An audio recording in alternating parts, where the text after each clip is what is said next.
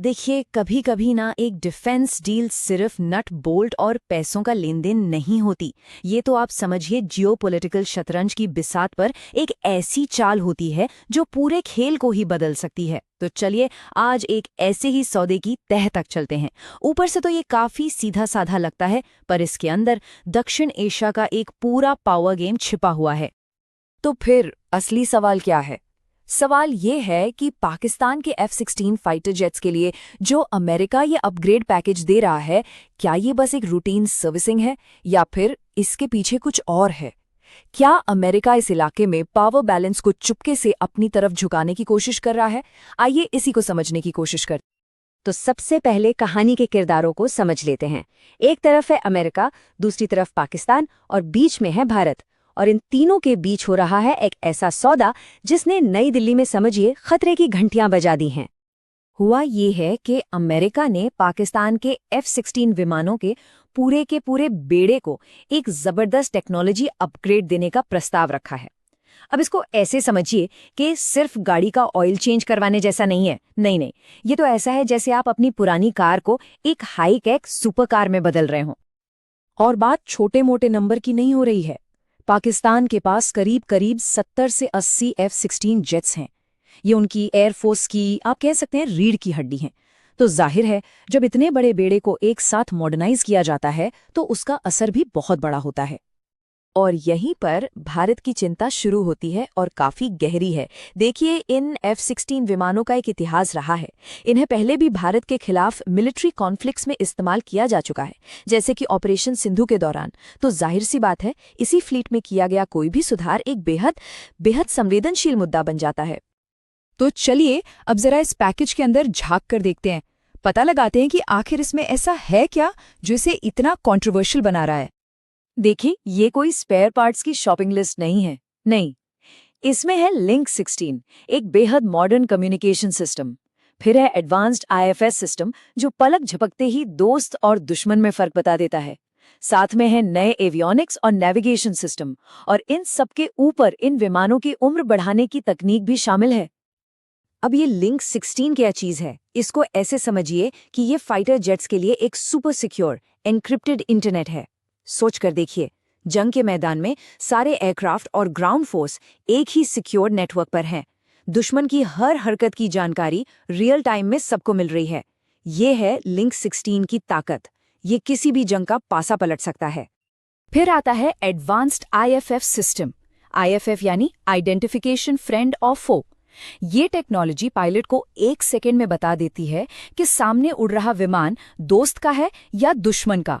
इससे न सिर्फ फ्रेंडली फायर जैसी भयानक गलतियां रुकती हैं, बल्कि पायलट को बहुत तेजी से और पूरे कॉन्फिडेंस के साथ फैसले लेने में मदद मिलती है। तो सोचिए, जब ये सारी टेक्नोलॉजी एक साथ मिल जाती हैं तो नतीजा क्या होता है? ये सिर्फ एक अपग्रेड नहीं रह जाता। ये इन F-16 जेट्स को 21वीं सदी के वॉर जोन के लिए एक बिल्कुल नए और खतरनाक शिकारी में बदल देता है। ये एक जेनरेशनल लीप है, एक बहुत बड़ी छलांग। और ये कोई शॉर्ट टर्म की बात नहीं है। इस डील का असर बहुत लंबे समय तक रहेगा। इस अपग्रेड पैकेज से इन F-16 विमानों की सर्विस लाइफ साल 2040 तक बढ़ जाएगी। मतलब अगले लगभग 2 दशकों तक पाकिस्तान के पास एक बेहद मॉडर्न और केपेबल फाइटर फ्लीट मौजूद रहेगा। तो अब सवाल ये उठता है कि ये जो टेक्नोलॉजिकल लीप है, ये भारत के लिए इतनी बड़ी चिंता की बात क्यों है? भारत इसे एक सीधी सिक्योरिटी चुनौती के तौर पर क्यों देख रहा है? यहाँ पर कहानी के 2 अलग-अलग पहलू सामने आते हैं। एक तरफ अमेरिका का कहना है कि भाई, ये पैकेज तो पाकिस्तान को आतंकवाद से लड़ने में मदद करने के लिए है और इससे रीजन के मिलिट्री बैलेंस पर कोई खास फर्क नहीं पड़ेगा। लेकिन दूसरी तरफ भारत का मानना है कि ये अपग्रेड्स टेररिस्ट से लड़ने के लिए नहीं है। ये तो एक प्रॉपर आर्मी के खिलाफ यानी कन्वेंशनल वॉरफेयर के लिए डिजाइन किए गए हैं, और इसीलिए ये भारत के लिए एक सीधी और बड़ी सुरक्षा चुनौती है। और एक और बहुत जरूरी बात, भले ही इस करंट डील में सीधे कोई मिसाइल या बॉम्ब शामिल नहीं है, लेकिन ये भविष्य में होने वाली हथियारों की बिक्री का दरवाजा जरूर खोलता है। ये एक तरह से नींव रखने जैसा है। आज इलेक्ट्रॉनिक्स अपग्रेड हो रहे हैं तो कल इन्हीं सिस्टम्स का पूरा फायदा उठाने वाली एडवांस्ड मिसाइलें भी आ सकती हैं। और देखिए, ये कोई अकेली आइसोलेटेड घटना नहीं है। अगर हाल की घटनाओं को देखें तो एक पैटर्न साफ नजर आता है। इसी साल फरवरी में एक मेंटेनेंस पैकेज को मंजूरी मिली थी। अब ये टेक्नोलॉजी अपग्रेड का प्रस्ताव है और खबरें हैं कि भविष्य में एडवांस्ड मिसाइलों पर भी बात चल रही है। तो ये जो पूरा सिलसिला है, ये भारत की चिंताओं को और भी ज्यादा मजबूत करता है। तो चलिए अब इस एक डील से थोड़ा ऊपर उठते हैं और बड़ी तस्वीर को देखते हैं। ये सौदा दक्षिण एशिया के जियोपॉलिटिकल चेस बोर्ड पर क्या मायने रखता है? दरअसल ये सौदा अमेरिकी फॉरेन पॉलिसी के एक बहुत पुराने और अहम सिद्धांत को सामने लाता है, और वो है बैलेंस ऑफ पावर, यानी शक्ति संतुलन बनाए रखना।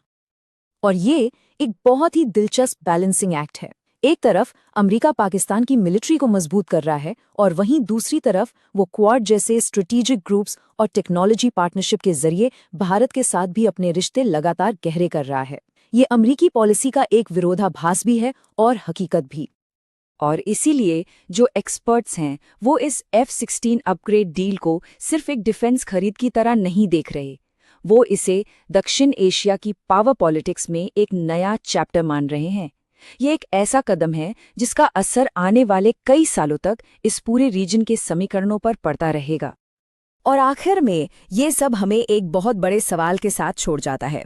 आज की इस दुनिया में जहां गठबंधन और दोस्ती लगातार बदलते रहते हैं, वहां कोई भी देश अपनी सुरक्षा के लिए असल में किस पर भरोसा कर सकता है?